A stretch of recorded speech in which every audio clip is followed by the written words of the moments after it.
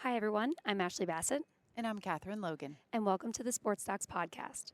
On each episode, we chat about the most recent developments in sports medicine and dissect through all the noise so you know which literature should actually impact your practice. Today, we're coming to you live from the American Orthopedic Society for Sports Medicine annual meeting in Denver, Colorado. The AOSSM meeting is a premier sports meeting conference each year, hosting over 3,500 attendees with hundreds of poster and paper presentations, exhibitors, and instructional course lectures. This year proved to be as spectacular as years past. We were fortunate to have the opportunity to catch up with many of the presenters at the meeting and get their take on some of the hottest topics in sports medicine. Over these 8 episodes, we're going to be exploring some cutting-edge sports medicine with these experts who are presenting at the AOSSM annual meeting. Today's episode is going to focus on osteochondral allograft transplantation, and specifically how basic science can and should impact your clinical practice.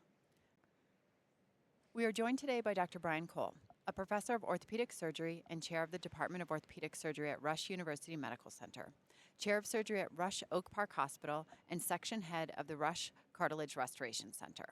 He is also a past president of the Arthroscopy Association of North America and a team physician for the Chicago Bulls and Chicago White Sox. So without further ado, let's get to the field house.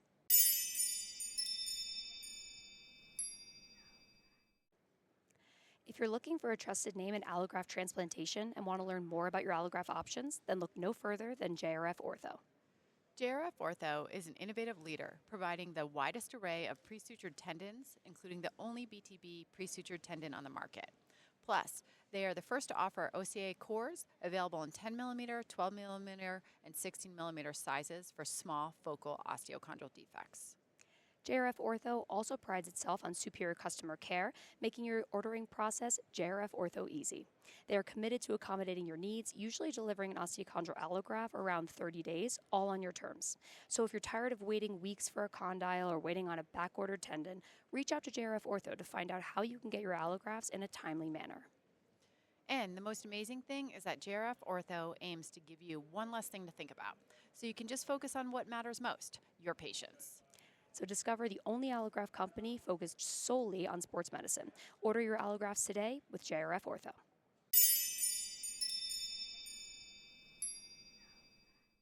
Brian, thank you for joining us for this special episode of the Sports Docs podcast, live from the AOSSM annual meeting in Denver. We're really excited you took the time to be here with us today. I'm thrilled to be here, Catherine and Ashley. So welcome to the show.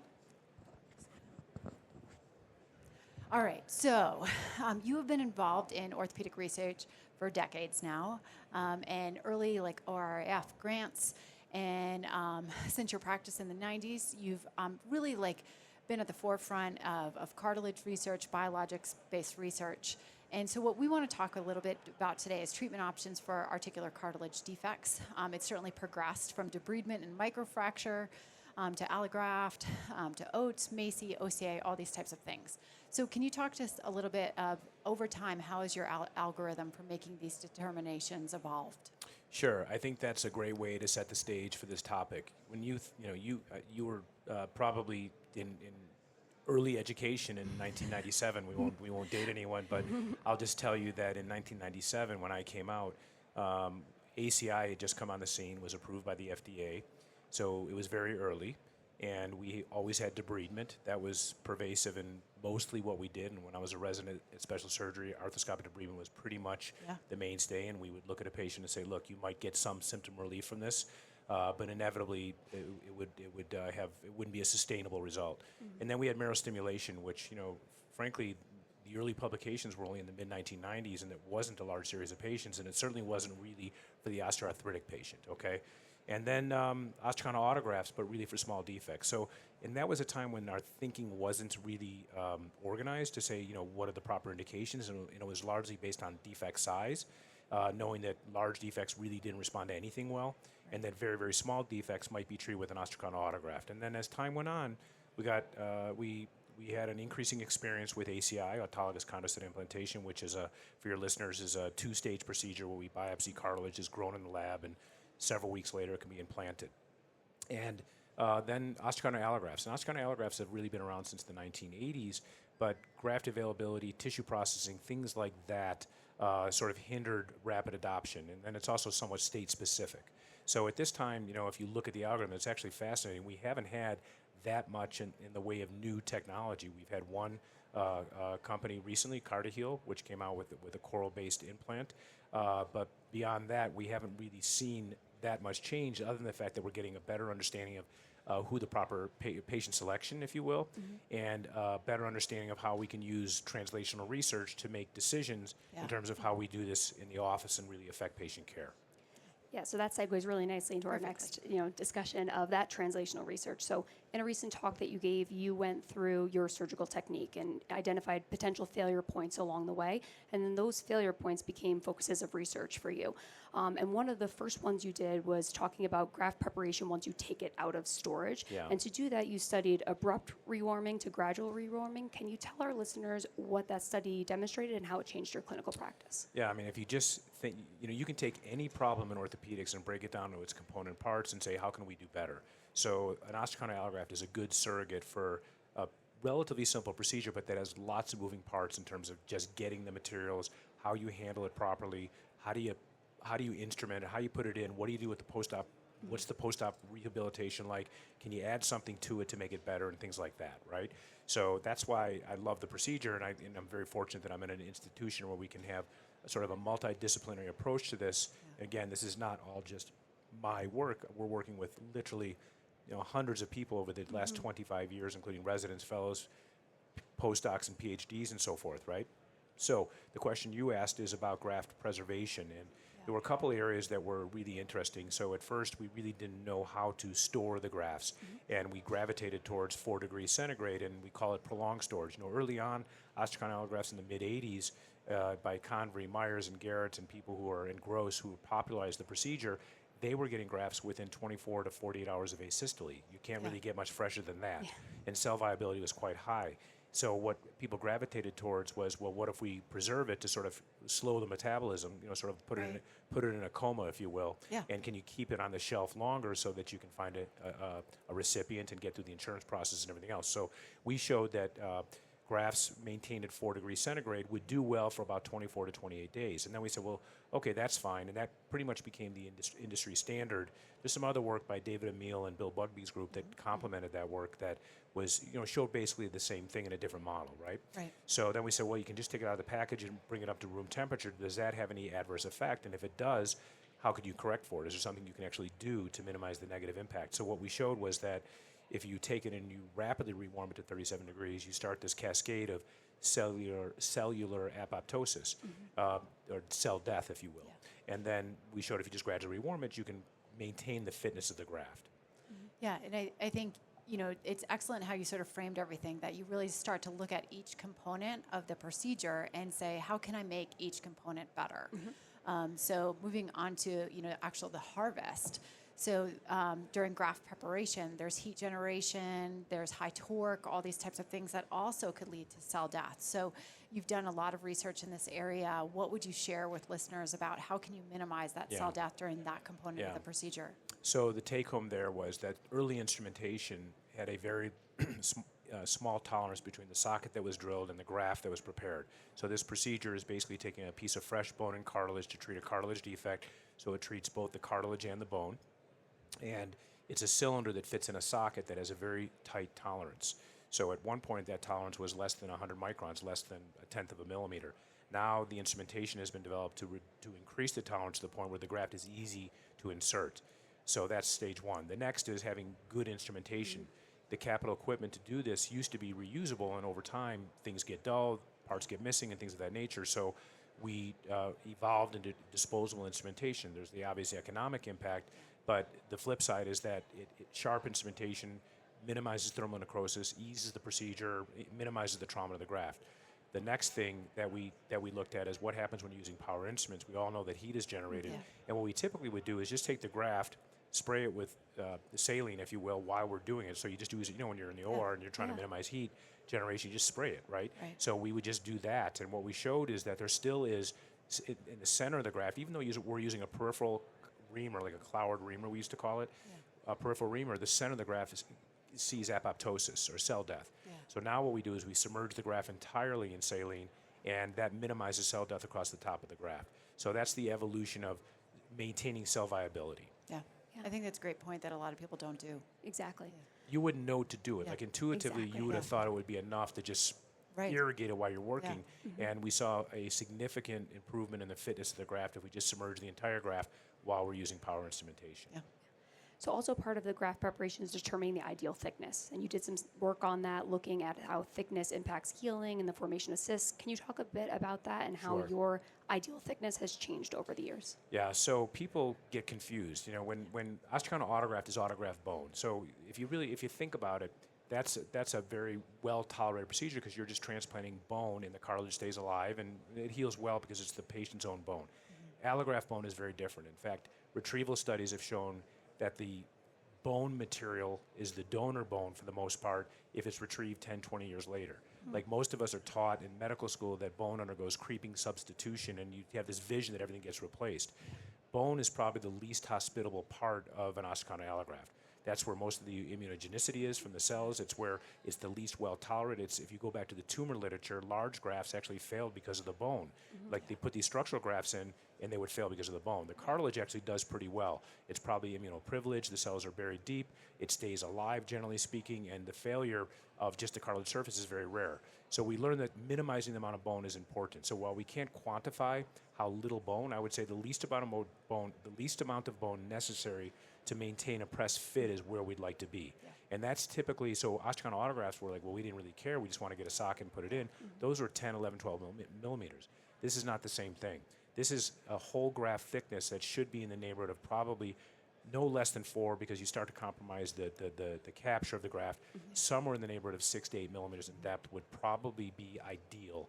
And that's total depth. And sometimes you get cartilage thickness that's 3, 4 millimeters in thickness. Yeah. So it's bone and cartilage. Yeah. So it's designed to reduce immunogenicity, which is the cellular component, and it's designed to reduce the amount of bone that might otherwise not be the most hospitable environment for allograft bone into a host bone, if that makes sense. Yeah, absolutely. And you mentioned the immunogenicity, and as far as those factors and the method of cleansing and how that is also impacting the immunogenicity. Like, tell us a little bit about your process with removing those elements. So we used to do, many of us do things that don't have a lot of scientific basis. And I think and that doesn't mean we're hurting a patient. We just do things that have face validity that, this seems like a good idea, let's just do that. Makes sense. But like if we didn't look at the irrigation process, we would have assumed that we're doing a good job.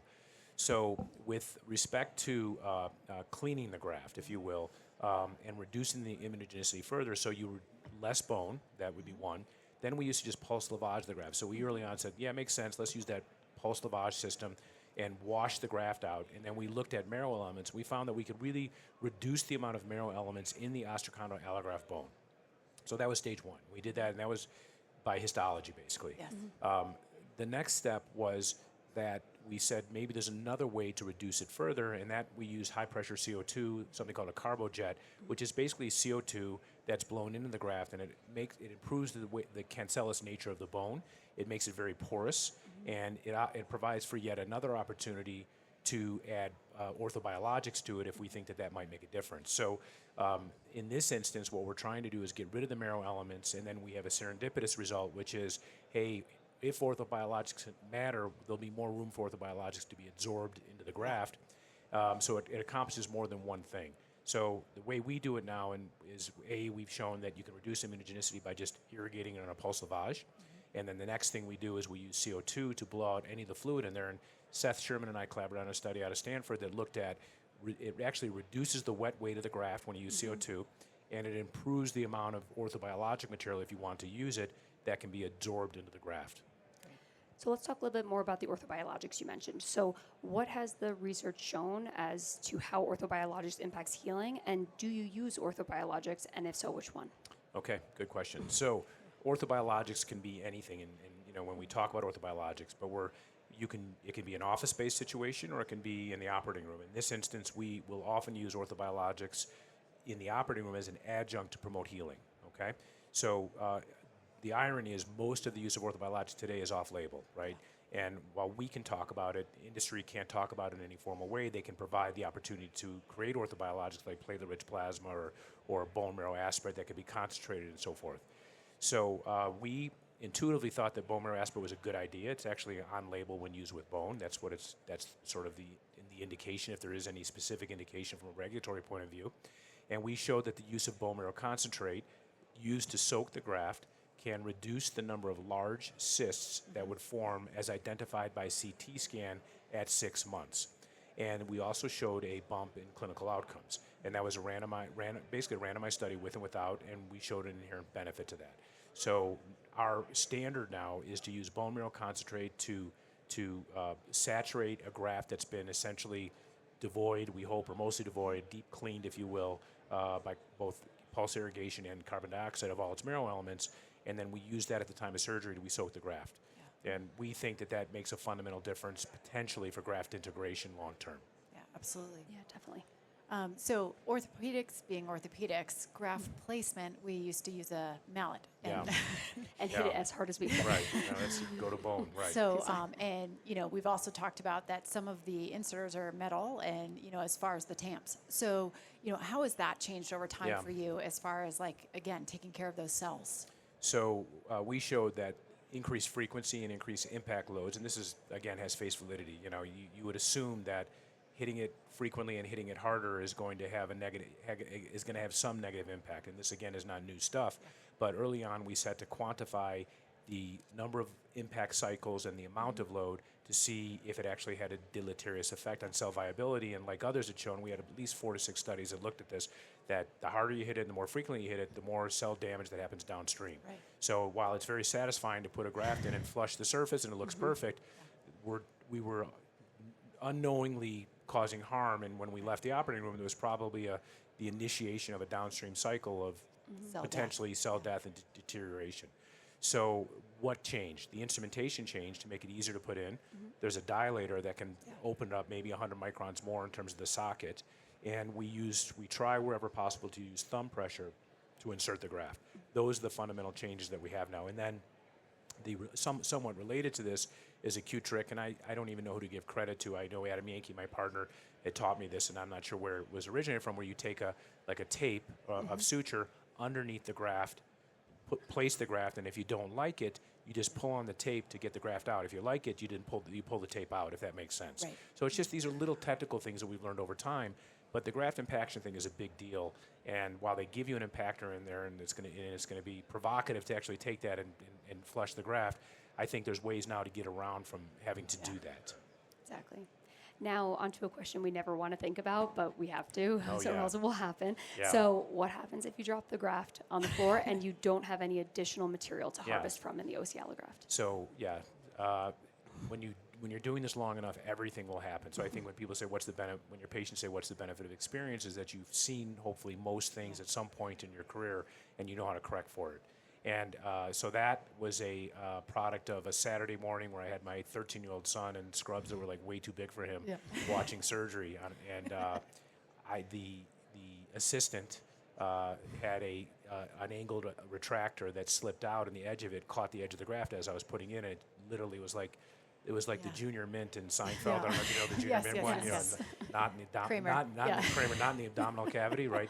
The Junior Mint is flipping over, and anyway, so that's kind of what happened. And my son's like, "Was that supposed to happen, Dad?" I'm like, "No, it wasn't supposed to happen." And that was the first time that's ever happened. So that was 10 years into practice, and 10 years ago. Yeah. So we looked at, people had looked at allograft literature for ACLs and soft tissue grafts. What do you do if you drop an allograft on the floor, and how do you wash it, and how do you sterilize it, and then at the same time not damage the tissue? So that's and I get called, where's that paper? I've gotten called, as recent as last week, I was texted by someone and said, look, I dropped the graft. Please respond right away. What would you do? And it's 0.002 chlorhexidine, and you irrigate it with that, and that will kill most bacteria that you would likely find in an operating room setting on the floor, and it will not kill chondrocytes to any appreciable degree. You hope to have an extra graft, but frankly, we're going to single plugs now, so you don't always have extra graft material. Look, first don't drop it, but things happen, and you've got to be prepared for anything, and that's just another trick that's supported by some translational research that this is how you get out of trouble if that happens. Absolutely. Yeah, no, it is great, and I'm sure you get that. Just text. don't do it, but don't if it drop happens, you don't want to manage it. Actually, one of our guests this morning actually shared that tidbit with us and said, "This is he quoted you. He quoted you." Yeah. Yes. You first have to admit that you're the one that dropped the graft on the floor. Yes.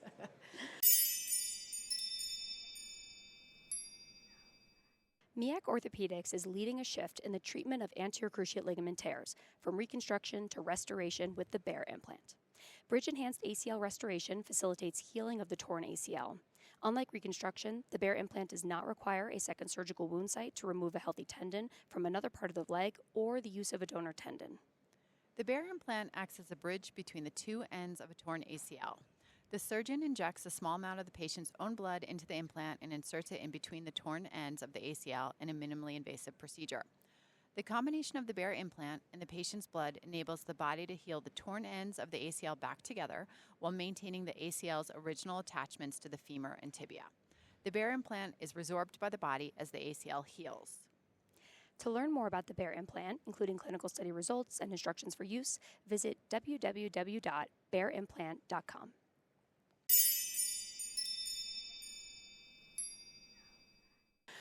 Okay, so we want to move on to a little bit about donor recipient graft matching. There's tons of myths out there over the years, and we've actually had Dr. Bugbee on in the past and spoken about his research and Dr. Kamal's research. So we'd love to hear your take on this and how, what are your thoughts as far as whether it's sex, size, side. It's a deep topic, and so I'll just give you the high level that I think is particularly relevant. I think from our work, and contrary to other work, it's not necessary to match gender to the recipient. That's stage one. Stage two, we have to remind ourselves that this is a precious resource that is not readily available. Roughly 4,000 to 4,500 grafts used a year. Some states can't get them at all. If someone in our practice comes to Chicago, we can get a graft the same week. And that's because we're an organ procurement state where we reliably get insurance approval. We know the patient's lined up. I mean, there's a lot of things that have to fall into place, but there still is a shortage, and it's a precious resource. You just don't want to waste it, right? So we've looked at, the other thing, and maybe Bill Bugbee talked about this, the procedure is way more forgiving than you would think. Like when I went to visit Bill really early on in my career, and, their experience early was not always with the meniscal transplant, not always with an osteotomy, but we see the cartilage problem, let's just fix the cartilage, and those patients did pretty well. And then they were using shell grafts, which were cut in many instances, and those didn't always line up perfectly, but those patients did well. So while we always strive for perfection, I would tell you I think there's a little bit of variability here that you can still get it right if it's not perfect, okay? But I still think, we all strive for perfection, so why not if you can? So there's so many areas in this body of science that directly translate to what we do with patients. So we've discovered, for example, that you can match topography with, that we call it a credit card, or we call it snowman grafts, or two grafts are placed juxtaposed to one another. We demonstrated that you can recreate the topography three-dimensionally as good as a single graft that crosses the convexity, right? There's advantages to that because if you use certain type of graft preparation techniques, you might end up with very thick bone, which I've already told you why that's not a good idea. So we've learned that you can actually take two grafts, put them next to each other, and recreate the topography of the joint, maybe even better than a single graft does it that's very large and crossing the convexity of the joint. Adam Yankee and I are looking at patient-specific instrumentation, for example, but the reality in different ways to size the grafts and predict, how do you get a patella that's more closely matched?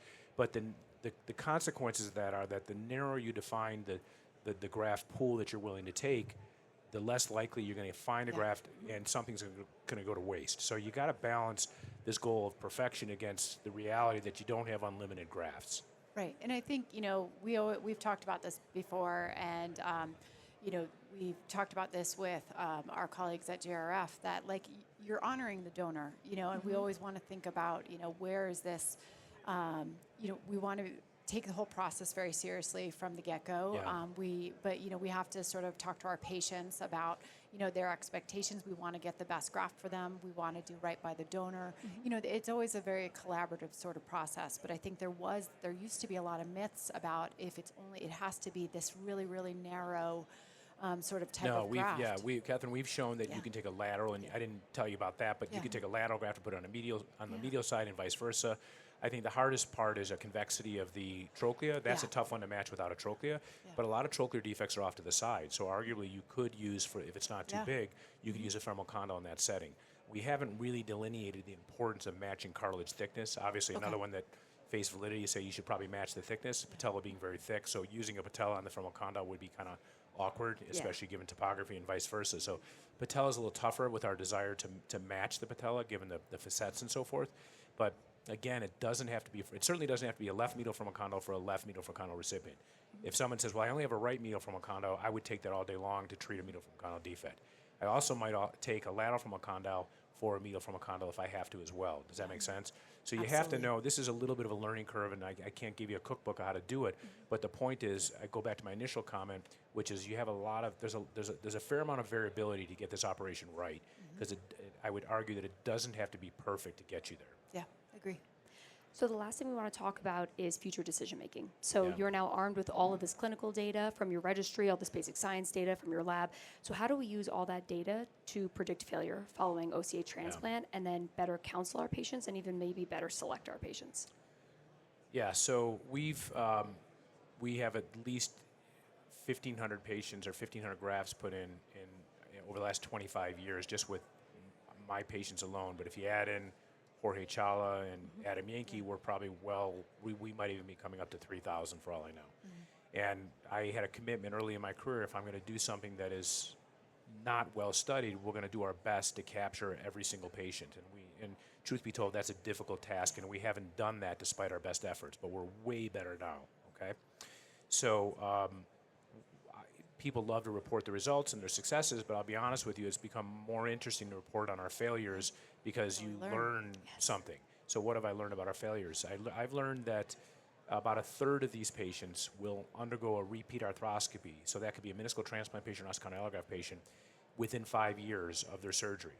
I've learned that 65% of those will actually get appreciable improvement with an arthroscopic debridement. So that's really useful. If you're a patient undergoing this, you say, look, I just want you to understand something. This is a complicated process, a lot of moving parts. Some things may or may not take. You might develop scar. There might be some graft that fragments off, what have you. If you need surgery, which could be up to 30% of the time, you have about a 65% chance of still getting better with that, even if the graft partially fails. Yeah. Okay? So the other things we've learned about failure is that the worst failure we have is when a patient, the scans look good, and you can't use MRI to determine success or failure, by the way, because there's so much variability there. But the patient feels bad, the scans look great, and then they go to arthroscopy and the graft looks perfect. Yeah. And this is a tenet in orthopedics in general. We've seen it, you can look at rotator cuff patients where you go back and the MRI looks perfect, they still have pain, you go in, there's nothing. Yeah. We don't always know the genesis of pain, and that's sort of the biggest enigma we have now. So we're not doing as well as we think when you talk about patient-reported outcomes and the variables we use. We're not capturing some nuances there that it's just impossible. The patient factor, the variability of the human condition, you just can't always capture in the PRO, Yeah. So all that being said, I think we're getting better. We're reducing failure. I think the place that we're gravitating towards now is the use of AI. Like everyone talks about AI as this buzzword, where, when you have that much data, to start saying, what if I had a patient that was, 14 years old, who had a medial from condyle defect, who had 3 previous operations, who was neutral alignment, whose BMI was this, whose pain score is this, whose functional score is this, and you plug that in and you say he has a 62% chance based on this, your data, and some of this could be generative, but let's just say you use the data you have, 62% chance of getting a good or excellent result by a PRO if you do procedure A versus a 72% chance if you use procedure B.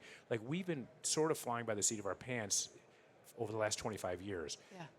But we're so much better. Like, as I told you, the first algorithms were just size. Right. Now, if you look at the algorithms, they're layered, they're by joint, they're by physical demand, and we're using the science that we have to sort of help us refine it. I don't think it'll ever be a cookbook approach. I think AI will maybe augment our decision making, but there is still a visceral or art that goes into this. That's the one thing again that experience brings you. The longer you guys are at this, you'll start to you won't even be able to articulate necessarily why you think this is the right maneuver, but based on your experience and the direct feedback you get from your patients. And the hard part is capturing that, something that's it's a little bit intangible, but you got to make it tangible and put it into a data-driven process. Model. So it's not. So I think it's still aspirational, but to me, like, if I had to leave a legacy as it relates to cartilage, it would be helping people make decisions. That's not just based on time doing it, or your visceral, what your gut says based on the last 100 patients, because not everyone has the the privilege of having 100 patients, and you Yeah. certainly don't want to experiment on 100 patients, you know? Yeah. So you got to use something that's objective that's generated by other people and their own experience. Yeah, well, I would say, my last sort of point/question for you is one, certainly you're leaving a huge legacy for Cartilage, for all of us as far as the technique. But my last sort of question is what a lot of people can sort of benefit from is the whole logistical acquisition process. Like you obviously have that very smooth. Yeah. You have a team that helps you as far as like working to dispel those myths of like being able to get a graft like in the community. What would you be your tips? Yeah, I think the first thing is it starts in the office and properly indicating the patient, because you're going to go through this whole process of time, unreimbursed time, anxiety from the patient that just wants it to, once you made the decision, they just want it to happen. So you got to line up your ducks, and I think the reason we do well is, I have one woman, I can give her a shout out, Valerie, who's one of my assistants, and she's probably the best sort of administrator of allograft logistics. It is a logistics process, to be honest. So while people may technically know how to do the procedure, I would say the harder part is actually getting it done and getting the graft and timing everything. You might have a meniscus. I've had patients where I've done allografts and ACI together. You have to have the reps there for osteotomy, and there's a lot of things to coordinate. But I would say the most important factors are nail down all the concomitant procedures you want to do. Understand that if there's a meniscus that's frozen, that has to be identified first, and that has a shelf life of 5+ years. So you get the meniscus, put that away. The tissue bank will hold on to it. Then you call the patient and say, are you ready? And you already have insurance approval, so you have to have a letter of medical necessity. So that has to be done. I don't even ask for a graft until I get insurance approval. You have to have your sizing x-rays, insurance approval. Then you submit the sizing x-rays to the tissue bank. Don't waste their time until you get that approved. Then they find if you need a meniscus that's frozen, they size it from the plain x-rays with a marker. Then you go back to the patient and say, hey, are you ready? Then you notify the tissue bank, say, hey, patient ready. When you can find a graft, we're ready to go. The worst thing you can do is you just don't want to, for lack of a better term, inconvenience Allosource, JRF, LifeNet, all these companies that do this. This is a non-for-profit space. It's human tissue. It's our obligation to get it right so that by the time they get a graft, and the patient's out of the country, or we never got insurance approval, or the patient never was even told they're getting the procedure, and then that graft goes in the garbage. That's a terrible thing. So we actually control the narrative with this whole thing. So I think that's the sort of ducks in a row, Proper indications, know what the concomitant procedures are, insurance approval, get the graft that has a shelf life, put that away, make sure the patient's still ready, go back to the tissue bank, and make sure you have your team ready with everything there and don't get caught without proper instrumentation or anything else. So that's a lot of stuff for now it's like a 20-minute procedure. You know what I mean? I always tell people, like, when you do this operation, you have like 25 to 30 people who actually touch the process in some way, all for you to get in the operating room, make a little incision and put a graft in, which is the easiest part of the process. Yeah, I think, Ashley and I both being in private practice, it is a lot to coordinate. And we have found that, when I first came out, I was really sort of nervous about that and thinking, I'm not sure I can manage all that. But it was like my Arthrex rep who really sort of, I'm lucky to be in Colorado, so JRF is local, and I could go there and sort of physically understand the process. But, that sort of collaboration, like once you get the collaboration, it all goes very smoothly. But it's like you just got to get those ducks in the row, and those people are there to help you. But I think, like you said, the last thing we'd ever want to do is like not honor the donor by throwing something in the trash. Yeah, I mean, this is a big, I've met with several donor families over the years, and I've had the opportunity to have patients connect with donors. You can't imagine how impactful that is, So and we're right in the middle of it. So to your point, depend on people who are there to help you. Yeah, Absolutely. Yeah. Well, that was great. Thank you so much for taking this thank time you very to much. go It's through an all honor to this have with you. us. Thank you very much. Thank And congratulations on your success. Thank you. Thank you. Yeah.